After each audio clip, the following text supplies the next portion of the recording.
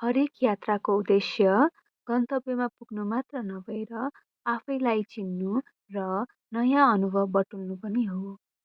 पाँच पोखरी यात्रा पनि मेरो लागि एउटा अविस्मरणीय अनुभव बन्यो। जति जति उचाइमा चढ्दै गयो, उति नै सुन्दर दृश्यहरू आँखा अगाडि ठोकिन पुगे। त्यहाँ बहने हावाको स्पर्श नै फरक, सहरको धुलो र भिडभाडभन्दा निकै शान्त र धेरै जीवन्त। पहिलो दिन त मौसम पनि निकै राम्रो थियो, त्यसैले अगाडि कस्तो चुनौती छ भनेर हामीले कल्पना पनि गर्न सकेका थिएनौँ।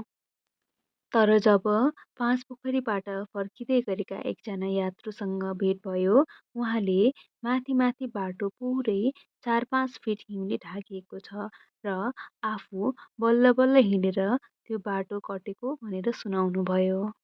त्यस्तो कुरा सुनेपछि हामी केही बेर अन्योलमा पर्यौँ। पहिलो दिनमै यात्रा रोक्न मन थिएन। हामी हिउँका लागि पूर्ण तयारीमा त थिएनौँ, तर पूर्ण रूपमा अप्ठ्यारो पर्ने अवस्थामा पनि थिएनौँ। त्यसैले जति सकिन्छ त्यति अगाडि बढौँ भन्ने निर्णय गर्यौँ। साँझ पर्न लागेकाले हामीले आज चोकर डाँडामा बस्ने निर्णय गर्यौँ। त्यहाँसम्म भने हिउँ परेको थिएन। भोलिपल्ट भने केही माथि रहेको तापखर्क पुग्ने बित्तिकै बाटो पुरै बरफले चिप्लो भएको देख्दा अघिल्लो दिन चोकर डाँडामा बास बसेर बुद्धिमत्ता अपनाएछौँ भन्ने महसुस भयो। यात्राको दोस्रो दिन सबैभन्दा कठिन भयो। चिप्लो बाटो, हिउँ र उचाइको हिँडाइले परीक्षा लियो। भाग्यवश हामी पाँच पोखरी नपुगिन्जेलसम्म पानी र हिउँ परेन, तथा हामीले कतै पनि हिउँ पहिरेको जोखिम पनि मोल्नु परेन। तसर्थ हामी सुरक्षित रूपमा पाँच पोखरी पुग्न सफल भयौँ। हामी पाँच पोखरी पुगेको केही बेरमा नै पानी पर्न थाल्यो। मन अलि खिन्न भयो। यति सङ्घर्ष गरेर आएको ठाउँको सुन्दरता नै हेर्न नपाइने हो कि भन्ने डर लाग्यो। मौसमको कुनै भर थिएन, त्यसैले पानी रोकिए लगत्तै हामी मन्दिर र पोखरीको अवलोकनमा निस्कियौँ अनि सुन्दर सम्झनाहरू क्यामेरामा कैद गर्यौँ।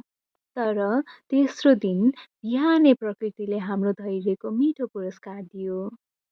सफा आकाश, चम्किला हिमाल, हिउँले ढाकिएका पहाड र बीचमा रहेको निलो पोखरीको वास्तविक सौन्दर्य देख्दा अघिल्लो दिनको दुःख, सङ्घर्ष र पीड सबै बिर्सियौँ। त्यो क्षणले सिकायो, कहिलेकाहीँ जीवनको सबैभन्दा सुन्दर पलहरू धैर्य राख्नेहरूले मात्र देख्न पाउने रहेछन्। यो यात्रामा हामीले एकजना सोलो ट्राभलर साथी भेट्यौँ। उहाँ सम्पूर्ण यात्राभर हामीसँगै हुनुहुन्थ्यो र हाम्रो फोटो भिडियो खिच्नमा पनि सहयोग गर्नुभयो। उहाँलाई मनैदेखि धन्यवाद भन्न चाहन्छु। कहिलेकाहीँ यात्रामा भेटिएका अपरिचित मानिसहरू पनि राम्रो सम्झना बनेर बस्ने रहेछन्।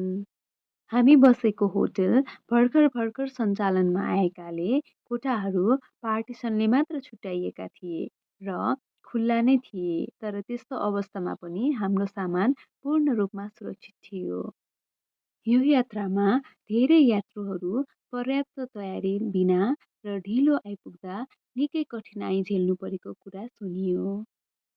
केही होटल सञ्चालकहरू मिलेर यात्रुहरूको सुरक्षाका लागि बाटोमा जमेको हिउँ र बरफ पन्छाइदिनु भएकाले ढिलो आइपुग्ने यात्रुहरूलाई अलिक सहज महसुस भएछ र सुरक्षित रूपमा गन्तव्यमा पुग्न सक्नुभएछ।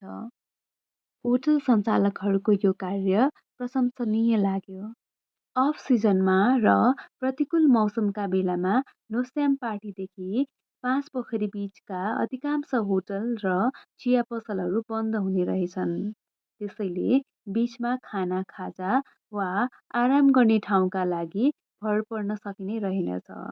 तसर्थ आवश्यक खानेकुरा, पानीको व्यवस्था गरेर यात्रा नगर्दा दुःख पाइने रहेछ। पाँच पोखरीका होटलहरू केही समयदेखि पालो प्रणाली अनुसार सञ्चालन हुने गएकाले जुन होटलको पालो हुन्छ पहिले त्यो भरिनु पर्ने रहेछ। त्यसैले समयमा नै पुग्दा आफ्नो पाइक पर्ने कोठा रोज्न पाइने रहेछ। पाँच पोखरीमा फोनको नेटवर्क त थिएन, तर वाइफाई उपलब्ध थियो र होटलमा बेलुका खाना खाने समयमा 1 घन्टा जति जेनेरेटर चलाएर मोबाइल चार्ज गर्ने व्यवस्था पनि दिइनै रहेछ। यदि तपाईँ पनि पाँच पोखरीको यात्रामा जाने योजना बनाइरहनु भएको छ भने मौसमको पूर्वानुमान हेरेर मात्रै जानुहोस्। समयमा नै यात्रा सुरु गर्नुहोस् र दिन ढल्नु अगावै गन्तव्यमा पुग्ने वा त्यो दिनको यात्रा समयमै टुङ्ग्याउने योजना बनाउनुहोस्।